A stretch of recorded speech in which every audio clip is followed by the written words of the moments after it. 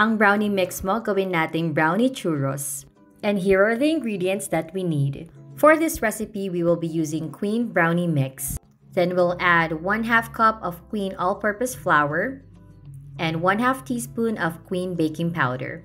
Mix your dry ingredients and we'll add our wet ingredients. We'll start with melted butter, 2 eggs, milk, and vanilla extract. Mix well and ganito dapat yung kakalabasan ng ating batter. To pipe our churros, gagamit tayo dito ng disposable piping bag and open star tip.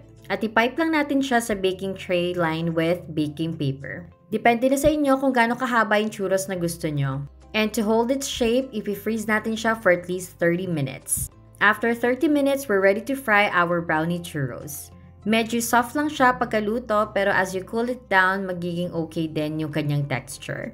Lutuin nyo lang hanggang maubos lahat ng ginawa nyong batter. And while we wait for our churros to cool down, prepare na natin yung ating cinnamon sugar. Then, i-roll lang natin ang ating brownie churros sa ating sugar-cinnamon mix. And there you have it, very quick and easy brownie churros recipe. For extra indulgence, you can dip this into a chocolate sauce. O diba, sobrang dali lang, kaya ano pang hinihintay nyo, i-try nyo na rin.